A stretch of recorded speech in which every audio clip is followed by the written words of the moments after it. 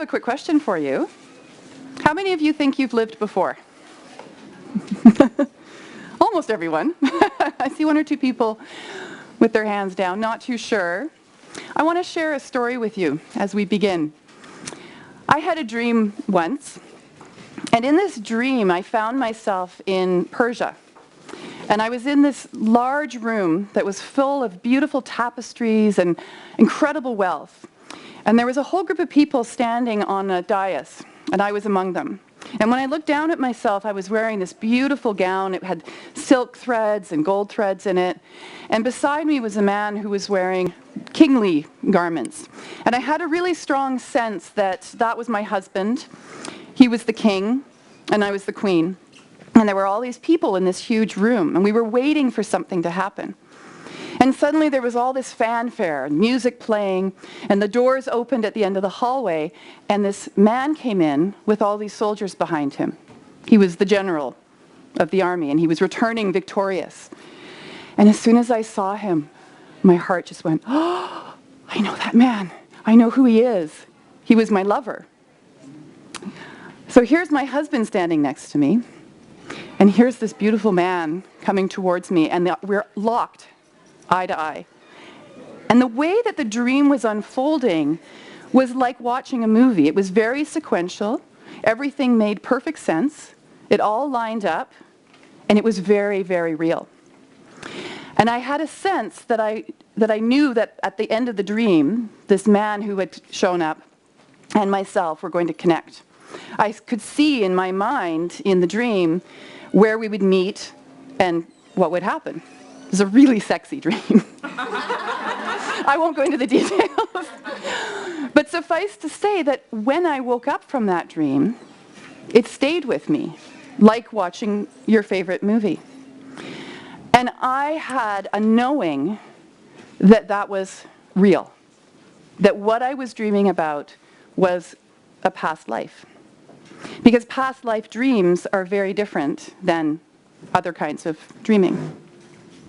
The reason that I do the work that I do as an intuitive counselor and as a healer is to be able to help people on this journey that we're on to better understand the experiences that we have in this life. And as a past life regression therapist, one of the ways that we do that is to, first of all, accept that there is this possibility that we've lived more than once. And then secondly, to look at that and to go into it. So for all of you who put your hands up when I asked the question, have you lived before? How do you know that you've lived before? Knowing? Yeah? A strong knowing? Same strong knowing, similar dreams that we had. So you've had dreams like that as well? Yeah. Anybody else? Yes? I have walked the streets. Yes. Yeah. Resonance. Whole stories. Yeah. Yeah. So these different techniques that we can tap into to help us remember these other lifetimes can be really powerful. And sometimes it's a knowing, and sometimes it's the dreams, and sometimes it's the resonance. Resonance is when you resonate with something, right? So you walk down the street and you say, oh, this is really familiar, but I've never been here before. Why would you want to know about your past lives? Assuming that we do have other lifetimes. Why would it matter? Yes? The subconscious mind works backwards. It's trying to recreate Yes? the past. Yeah, that would be one reason. Yeah. Or for healing, like you might be carrying stuff in this life from other lives. Exactly. Yeah. Yes. You might have lived through some traumas during those times in the past, and those things can repeat if not solved in your current life. Exactly. Yes. Yeah. So Add that those traumas are actually stored in our DNA, so it is passed on. that's right. Cellular memory. Yeah. Has anybody read Sylvia Browne's book, Past Life, Present Healing? In the room? Great book, by the way, if you're looking for something that would help you to understand past lives better and why we would use it as a therapeutic tool. Also, Dr. Brian Weiss. He's a psychiatrist who has come out of the psychic closet, so to speak, and now talks around the world, bringing people through and into their other lifetimes as a form of healing. And just because it's fun, right? It's kind of cool to think that you've lived in another time and place and you've had other experiences. We don't only bring into this lifetime the trauma or the unhealed or unfinished business from other lifetimes. We also bring in the memory of those lifetimes in which we have been successful, in which all of our needs have been met, in which we had love and we had success and we were really good at something and we made a difference in the world. We remember those lives as well. In my experience of working with past lives, what I've noticed is this. In this particular life that you're living right now, you will bring into it those things from other lifetimes that can best be healed in this life experience that you're in right now. So think about that for a moment. We're in Canada. We're in Victoria, which happens to have a huge metaphysical community. And we're working in a time and a place where alternative therapies and healing methods are being explored and are being accepted. So if you've got this crazy fear of alligators and crocodiles, like my younger daughter does, at the age of, before she could even talk, if she saw a crocodile on TV, she would freak out.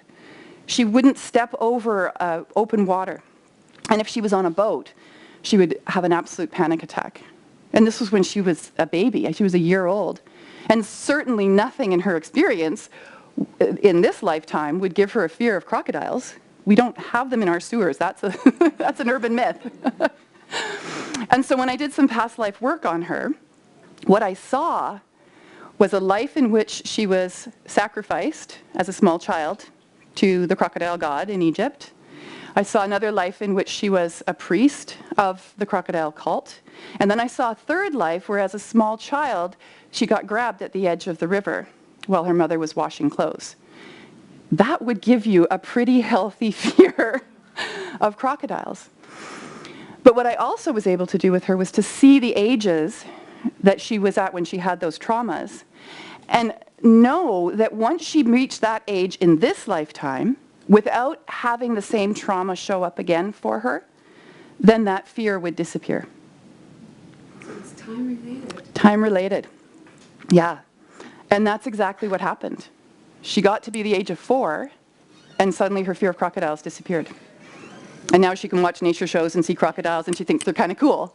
But she also remembers those other lifetimes, and not just because I told her that that's what I had seen, but because she has a cellular memory of those events, right? Like what you were talking about. So your cells have a consciousness, each and every one of them. This is Seth material. Is anyone familiar with that? Jane Roberts and the Seth material. Also awesome reading if you want to go a little bit farther with all of this. And what Seth talks about is the cellular memory. And how each time we come back into a physical body, even though that body is unique to that lifetime, our cells have a memory of every time we have been in a human form. It's a lot of memory. Think about how many lives you've maybe led. Someone once told me I've led 368 of them. That's a lot of lives. I'm not going to remember all of those. I don't need to remember all of those. Just take a second, actually, and ask of yourself, how many times have I been here before? And let the first number that comes into your mind be the truth for you. All right? Some of you might get really large numbers, staggering numbers. Some of you might only get 1 or 2. But it's kind of neat to think, wow. So with all those lives comes all those memories. And the cells in your body remember. And when you reach that age of 4, in her case, or in my other daughter's case at the age of 10, when her fear of fire disappeared, she was so terrified of fire that she couldn't light a candle.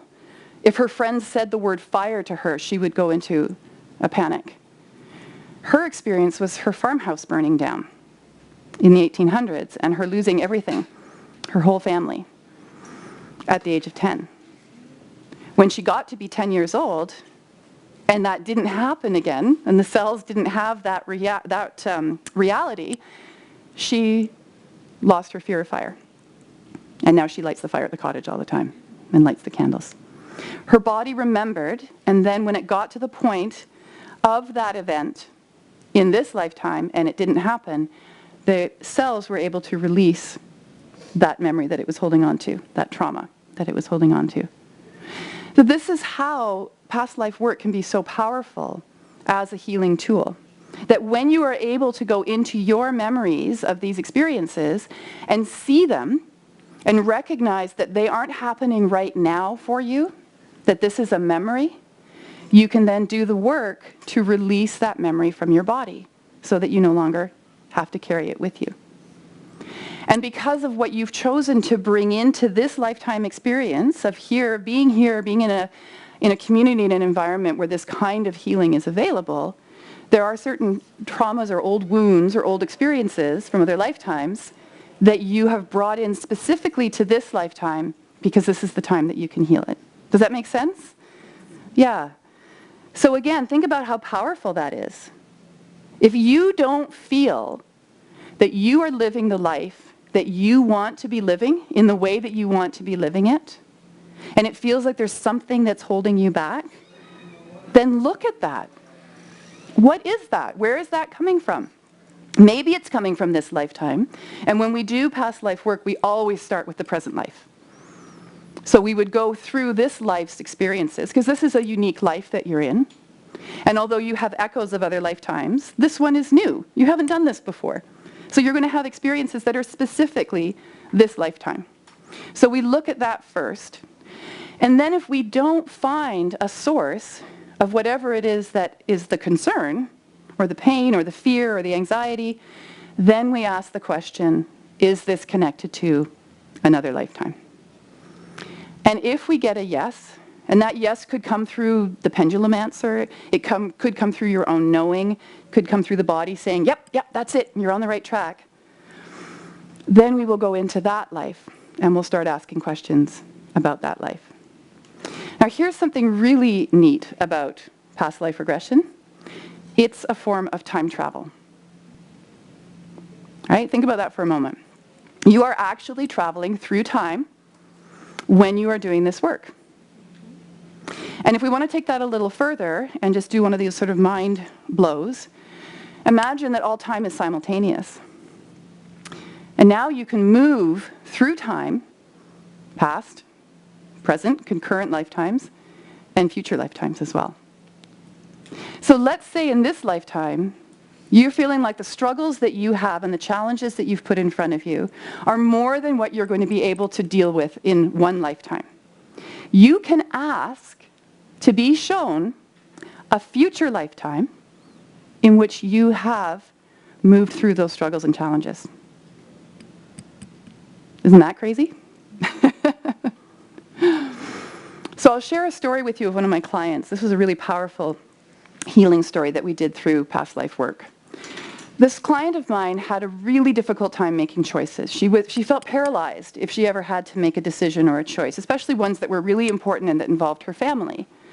So we asked the question, is this related to this lifetime that we're in right now? And the pendulum said no. Does everyone know what I'm talking about when I say a pendulum? No? Okay, let me show you. Hang on. See this? This is a weight from the fishing shop, and this is a string.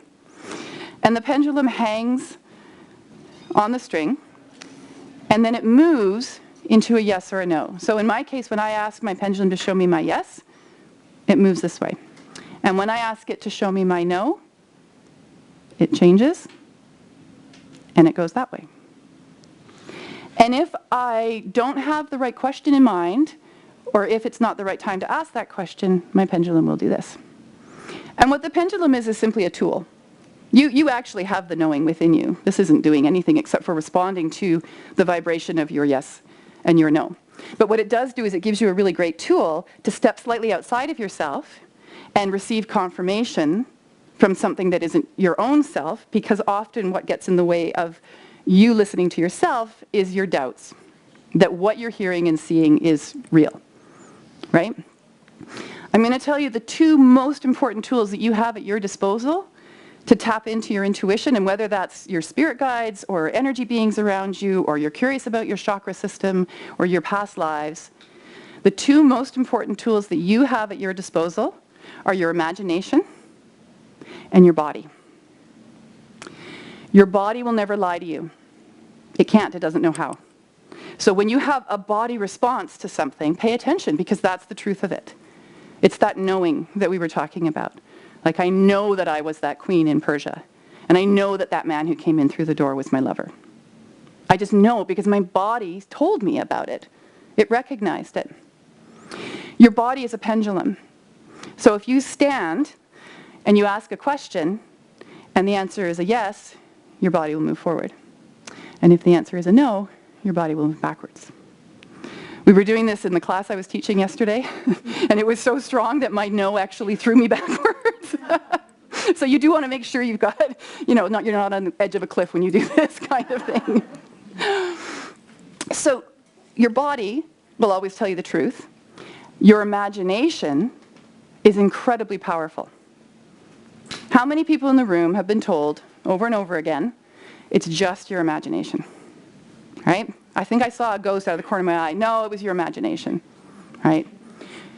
Or it was just a dream. And we say that as if to dismiss it because it couldn't be real, because it was just a dream. But here's the thing.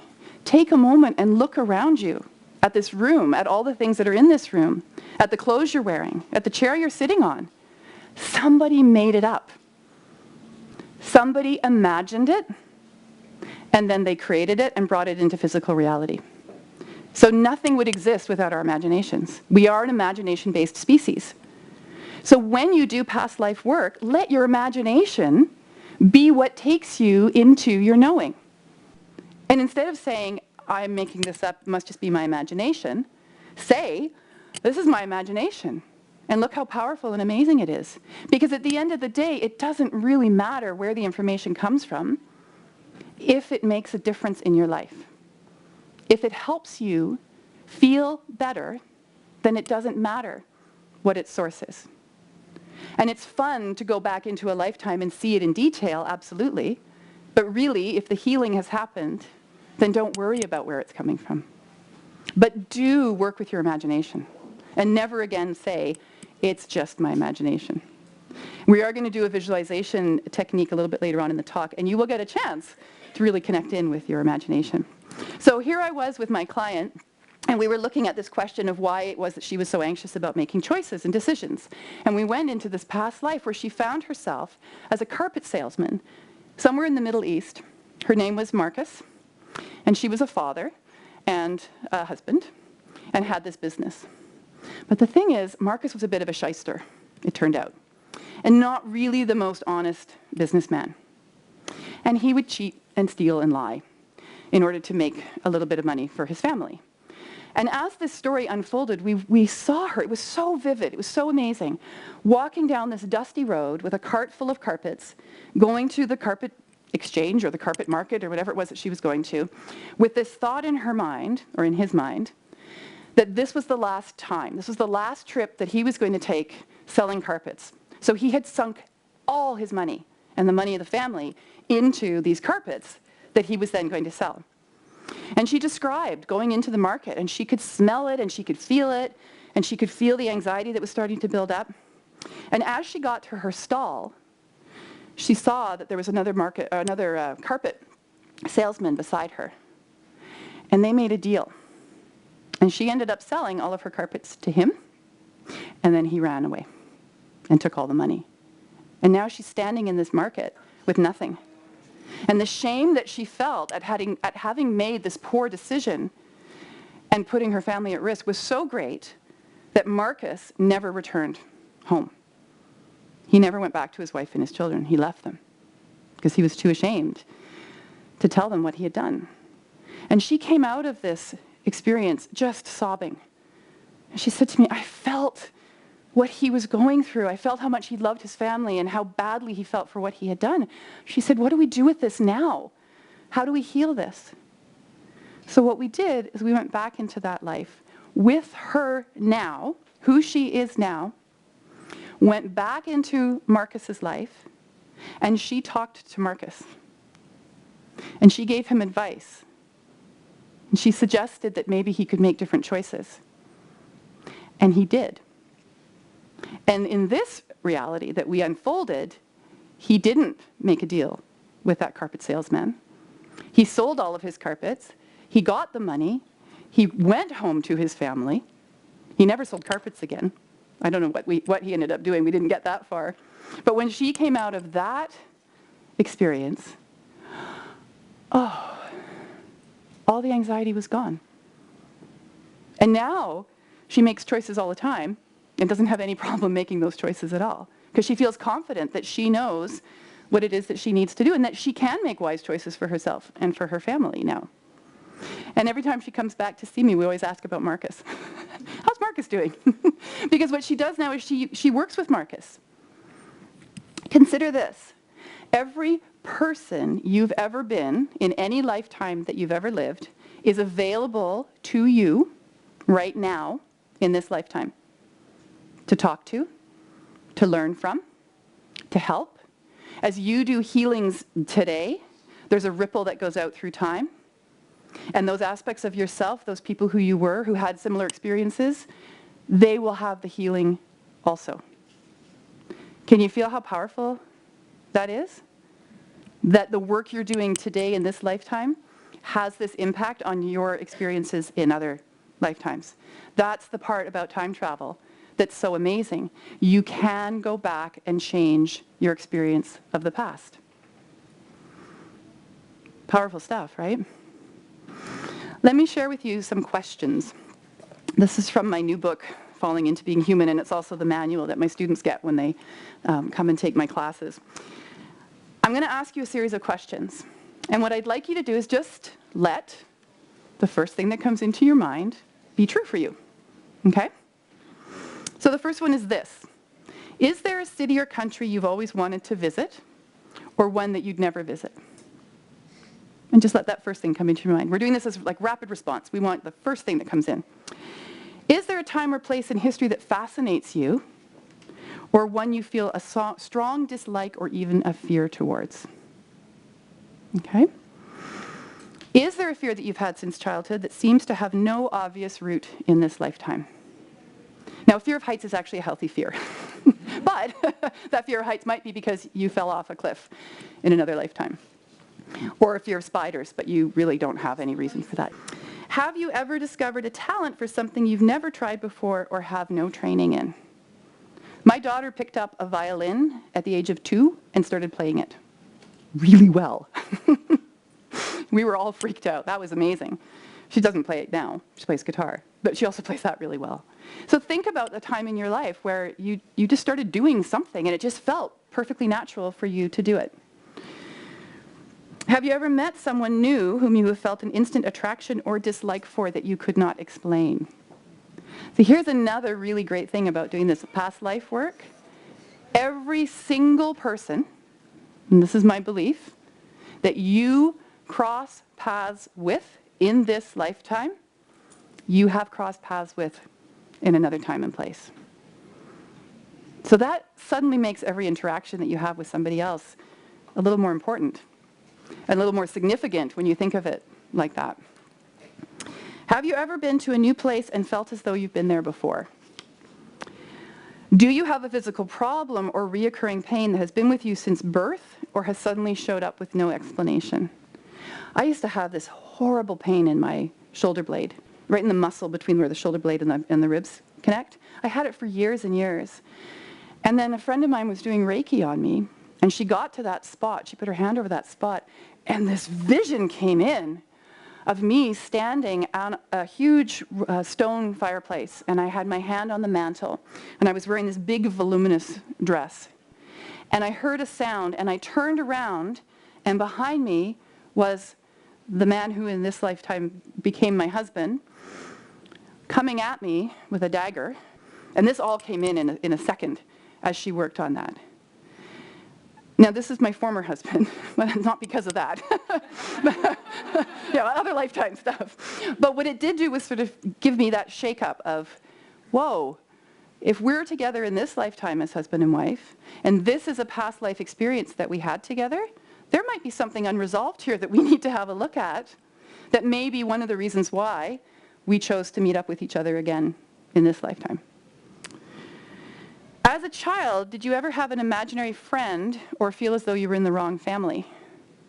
There's a wonderful book out there, I can't think of the author's name right now, but it's called Reincarnation in Children, or Children in Reincarnation. And it's case studies of children from around the world who have suddenly come up with this information and knowledge about who they have been in past lifetimes. And often in families where this is not the topic of conversation around the dinner table. You know, they're suddenly speaking a different language, they're remembering when they lived in this other family, and it's all coming through as children because they haven't put on the filters and the judgments yet that most of us have as adults as we go through life. Have you experienced recurring dreams of certain times and places or of being a different person? All right, so you were not always man or woman. You have been men and women. You have had that experience of being in those different bodies than the ones that you're in now. And have you ever known the details of people, places, and situations that existed in earlier times without having learned anything about them before? So I'll share an example of that one. We were down in Arizona at the Northern Arizona Archaeology Museum, and there in one of the display cases were all these little tiny ceramic vases with patterns on them. And the placard said, we think these are children's toys. And as soon as I saw them, I knew instantly. I turned to my daughter and I said, those aren't toys, they're samples. Right? The artists aren't going to carry these great, huge ceramic pots all through the desert. They're going to make little small ones and bring them along as samples and take the orders from that. I had no way to know that before, but as soon as I saw that, I saw those little vases, I knew that's what they were for. I haven't confirmed it yet, though. I haven't written to them and said, hey, you got to change your placard because it's this. But that's the kind of knowing that I'm talking about, where it just plops in. So with these questions, how many of you received some answers as you heard the questions? Quite a few people, yeah. Does somebody want to share something that came in for them? Would you like to? My past life is not from this planet. Ah, I'm so glad that you mentioned that. Because they're not all from this planet, your lifetimes. You know that huge universe out there with the billions and billions of stars? Some of them have life on them. Not dissimilar from ours. We just don't know it yet. We just haven't seen it yet with our own physical eyes, and so we don't know. But if you go into your truth and you say, is there life on other planets, somewhere in this enormous, huge galaxy universe that we live in, I'm pretty sure you're going to get a yes in your own knowing. So you went to some place other than this planet with some of those questions. Very cool. The planet that I come from originally, we're much taller. These are little bodies that were in here. So that's one of the ways that you can connect with your other lifetimes, is to ask those kinds of questions and allow the answers to show up for you without judging them and without filtering them. You can certainly question them. Skepticism is incredibly healthy, and it's what I teach all my students, and I practice it myself. Something comes in, yeah, question it, but then really let the honesty come through your own body as to whether or not it's true for you. Like, I can tell you right now, I've never been a ballerina. I took ballet lessons in this lifetime. I didn't really care for it. And I've never had any sense that in another lifetime I was a ballerina. Belly dancer, yes, but not a ballerina. So if somebody said to me, hey, I see you in a lifetime as a ballerina, I would question that. Like, really? Because I don't have a feeling, I don't have a yes around that, right? So make sure that you have your own questioning in place. That just because somebody says to you, you were a ballerina, it doesn't make it right unless you have a knowing that that's true for you. Somebody in this room was a ballerina. Otherwise, it wouldn't be coming up. And you too, there we go, more than one person. Even if I stay and I'm in dental profession, my legs go like this, automatically in a position of ballerina. And I did rhythmic and ballet when I was young. Yeah. I was just existing like this. Yeah, because the body recognizes that. Take a look around your house when you get home for clues as to who you were in another lifetime. Because here's the other thing that happens. We carry with us from lifetime to lifetime things that are familiar to help us land as human beings. So let's say that in one lifetime you were a bell maker, and then in another lifetime you were somebody who rang the bells, and then in a third lifetime you collected bells, and in a fourth lifetime you had chimes all over your house. It's going to be that piece that connects you from lifetime to lifetime.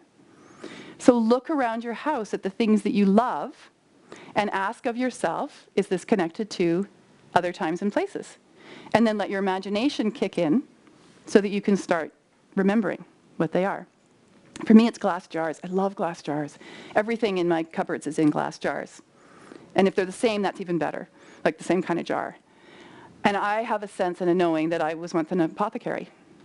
I was Asian, I was a man, and I had this beautiful little shop, and everything was in jars, and I knew what everything was, and people came to me for their healings and their herbs. And it was a wonderful life. And I know this too, because whenever I open up my cupboards and I see all my jars, I just feel really happy. I just really like it. And that's an example of another lifetime in which it was a good life. And the remembering of that helps me to feel really grounded in this life. So asking the questions and letting the answers come in. Using a pendulum, like we were doing here, you can ask a simple yes or no question. So have I lived before would be the first question I would ask, and I get a yes. Have I been a man? Okay. Have I ever been a ballerina? No. I have been a soldier many times, though, and that will give us a yes as soon as we go there. Yeah, this lifetime, thank goodness, no. So the yes or no and the pendulum as a tool is another great way to connect in with other lifetime experiences. The resonance that was mentioned earlier, I yes? always thought that yes was a circle, or whichever. But I never knew that. Yeah. It's different for everybody.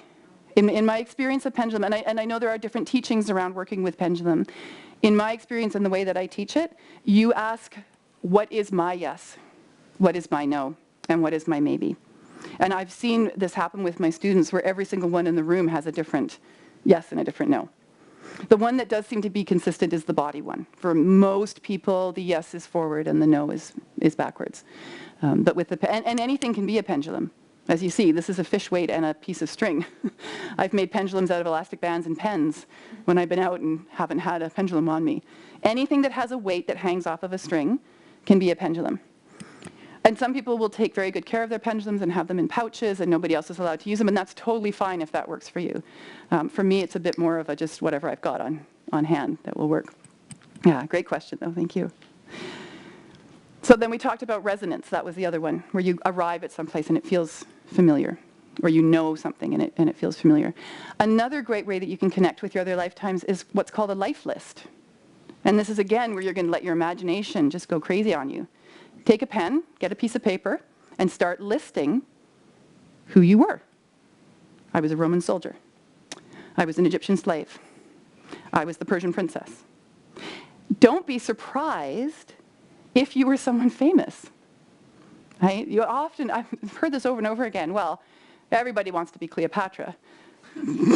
Trust me, everyone does not want to be Cleopatra. You've led lots of ordinary, regular lives, and each of you has stepped into a role of leadership and of power at some point in your lifetimes. Because the whole reason that we have so many of these lifetimes is so that you as a soul being get to experience all the different aspects of being human. That's why you come here.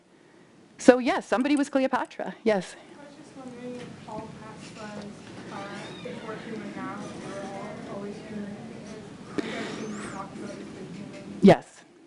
Yeah, and that's a great question. Thank you for asking that. Some schools of thought around reincarnation suggest that we start off as something very small, like a worm, and we live a good worm life, and so we get to become a butterfly, and we live a good butterfly life, and we get to become a fish, and we go all the way up to the top, us. I don't buy that one. Personally, I don't think that we're the be-all and end-all of life on this planet, for one thing. For another, what makes more sense to me is that we choose to come into these lifetimes in a form that we can best have our experiences in. So if we start off as a human being in our first incarnation in physical form, and that is going to best serve our soul to learn and grow, then we will continue to come back as a human being. Seth does talk a little bit about the crossover between animal and human being. Were you a horse in a past lifetime or a whale? And what he says around that it does make some sense. It's actually quite challenging for an energy being to take on a different form physically. We can do it shamanically, we can do it energetically, but to actually say I'm going to come back as a horse, I probably wouldn't be the healthiest horse. because the energy vibration of a horse is different than the energy vibration of a person. And I'm not going to come back as a cat. But I might love cats because I've had lots of lifetimes in which cats were pets or were sacred or whatever. But I'm not actually going to come back as a cat because I wouldn't make a very good cat because my vibration is of a human source and a human energy. Does that make sense? Yeah. And you know what? Here's the thing as well. I don't have to be right about any of this. You all have your own free will and you all have your own belief systems. And just because I'm saying it doesn't have to make it right for you. I don't need to be right about any of it. So please feel free to question and to ask. And if for you the idea that yes, you were a horse, you just feel so passionate about horses and you feel like you could actually understand horse and be horse, then maybe you have been a horse. And it's not my place to tell you that that's not true for you, if that's your experience. Yes? Could many people in this room potentially have been Cleopatra? Yes. I'm so glad that you asked that question. Here's what I know to be true about that. Big personalities who take on big roles in our culture and in history take more than one human being to be that person. That's the conclusion that I've come to with that. So lots of people were Cleopatra, lots of people were Joan of Arc, lots of people were Shakespeare. I was one of them. So if you have a sense that you were Cleopatra and your best friend says, me too, don't discount that. Let it be true for you. Because it does take a lot more to be a big personality than it does to be an individual personality living an ordinary life. Yes? I had this other possession about multiple people to be Cleopatra. I had, somehow I kind of had this visual dream a long time ago, and I thought, wait, it's really hard to imagine only one person. Because I had a dream like after she died that her soul kind of split into Yeah. That's great. That was an actual dream that you had of seeing that? That's amazing. I feel her soul kind of subdivide into many. Yeah. Was it filtered through, and especially I even got that from other people.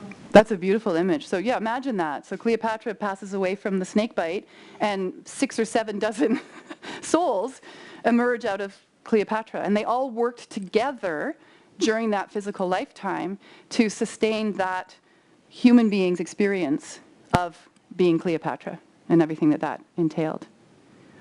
So you can really get a sense with some of these amazing questions that are being asked of how intense this is and how dynamic this is as you start to connect with, not just in linear time, who you might have been 100 years ago, 300 years ago, 500 years ago, but you're actually connecting to the understanding that there's so much more to it than that. And that you have the ability and capacity to know that and to connect with that. Because here's the other thing that I know to be true. You have this beautiful thing up here called your 8th chakra, your soul chakra. And this is where every single lifetime, every single experience, every single solution is stored. It's your Akashic records, it's your universal library, whatever you want to call it. And every one of you has one. Which means that if you open the channel between your 7th chakra and your 8th chakra, you can access all that information. They're your memories.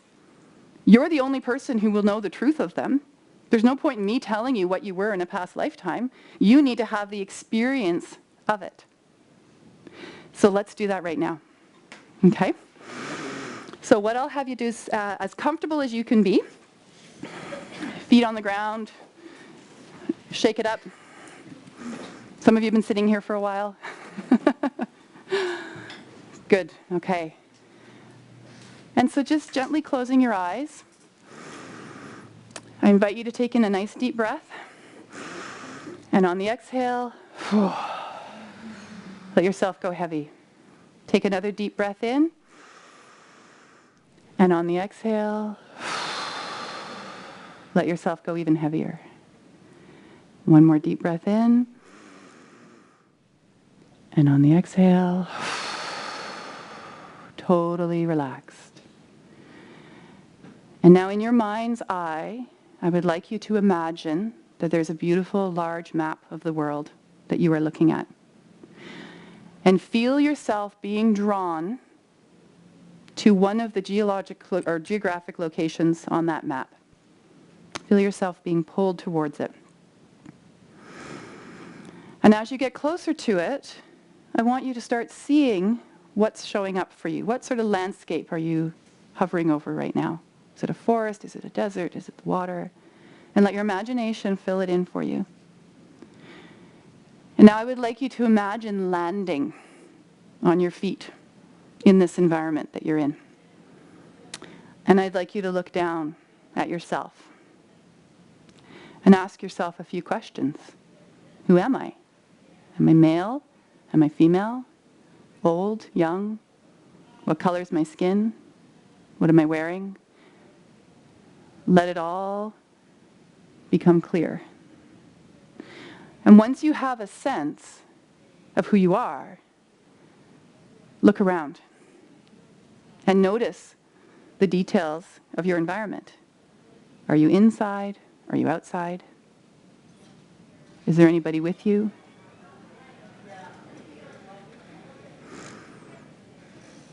And if you feel yourself disconnecting, just take a nice deep breath again.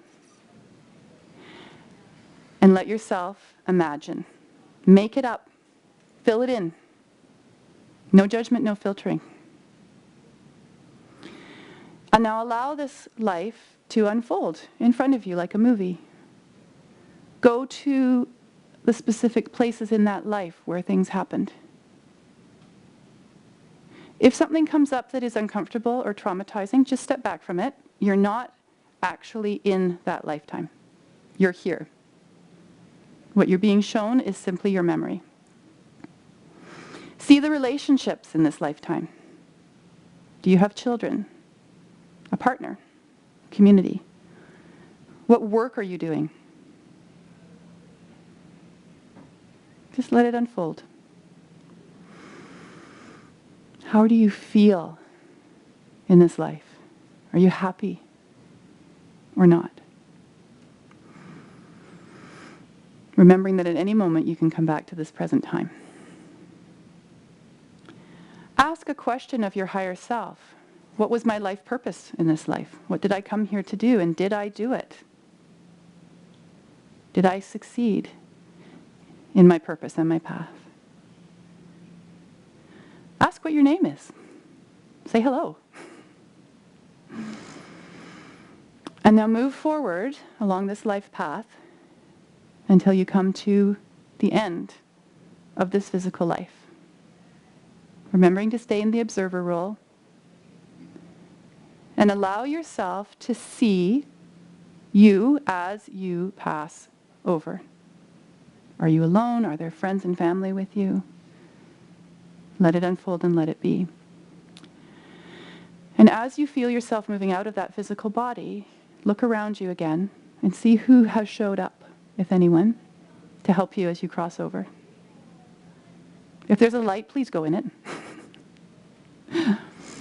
Just let it be whatever it is for you.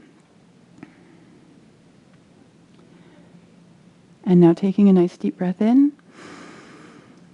On the exhale,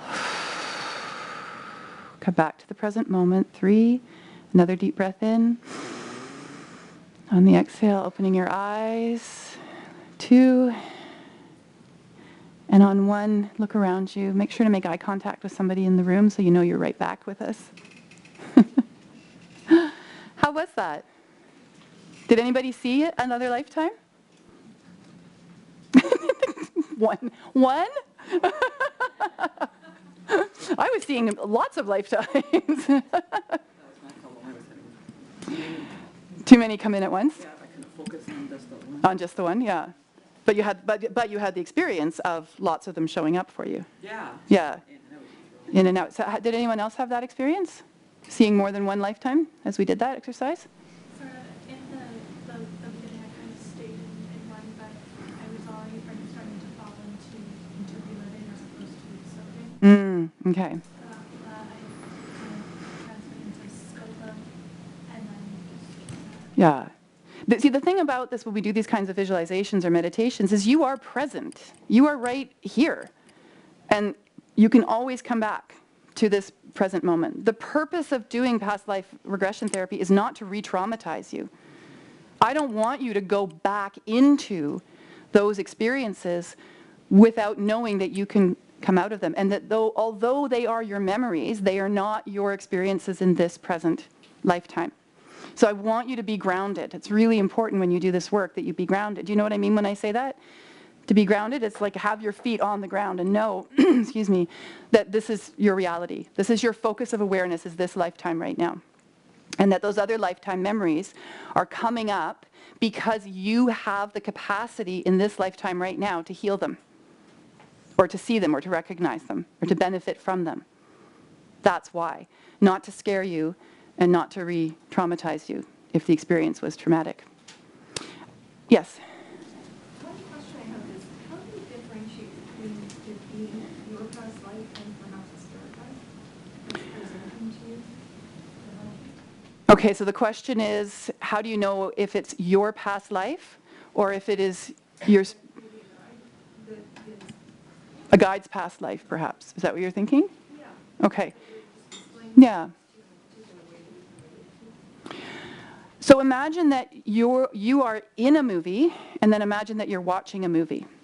If the information is being given to you from someone like your spirit guide, it's going to have a different feeling than if you are directly remembering it. Is that helpful? So there's different kinds of communications from the energy beings that are around us, and that's a whole other workshop. But to say this, if it's you seeing it, that you know. You have to trust that knowing, trust your body. And it may be that you're being shown it as a way to create distance between yourself and those experiences, especially if they are quite traumatic. So it may be that a spirit guide comes along and says, let me show it to you, as if you're watching a movie, so that you have that distance. Yeah, it's a good question. Definitely, yeah. Does anybody else have any questions at this point? Awesome. So let's do one more visualization. One of the things that we didn't do in that previous visualization was to state an intention about what it was we wanted to see. Because what I wanted you to have was the possibility of the experience of just something coming in. But I want to leave you on a really high vibration note. So what I would like to invite you to do is to remember a lifetime in which everything was wonderful. And you don't even need to close your eyes for this. Because the technique that I use most when I do this work is what I call the rapid response technique, which is where you are totally present, your eyes are open, you're not in some kind of hypnotic state, and I ask you questions. And as your eyes are open and as you're sitting here, you start remembering. Just like you remember your experiences of this lifetime. If I was asking you about your childhood, you would be remembering it in the same way. So with your eyes open and totally present, what I want you to do is remember one of your lifetimes, let it come in which you were successful, in which you were loved, in which you had everything that you needed and all of your needs were being met. Can you let that come in? Is anybody having the experience of this knowing? So do it again. You have had lifetimes in which you had wonderful experiences. You've had lifetimes in which you were loved and loved back. You've had lifetimes in which all the things that you think in this lifetime you don't have, that you want desperately, you've had them. That's why you want them again. Because you remember how wonderful it was to do the work you came here to do, to live the life you came here to live, to be the person that you want to be. And remember to trust your imagination on this. I want you to trust that what is coming to you is real for you. Does that feel kind of uncomfortable for some people? To really know that you've had a life like that? Because maybe it's not being reflected in this lifetime yet. And there's a part of you that feels like it's not real, it's not true for you, it can't be true for you. But this is why I want you to remember these lifetimes in which you did have all these wonderful things. Because they are there for you, and you can have it again. And if you remember, then you'll recognize it when it shows up. Yes? What do you do if your body feels like blocks and you get nothing? Something bigger. Mm-hmm. Or some of the this lifetime, Yeah. past lifetime, it's like protection. Yes. So the question is, what happens if nothing happens? Like, what do you do if you try to remember something and you're not getting anything? Then you come and see me. No, truly, because I can take you deeper into that. We can look at what that block is. We can do the energy work to shift it, and then we can open you and connect you to what it is that is waiting there for you, whether it is scary or whether it is wonderful. And if it is scary, then you want to have somebody with you who knows what they're doing to help you look at it and go through it. We've been given our 5-minute warning. It's time for us to say goodbye for now. But know this, we've all met before, and we will all meet again. Thank you so much.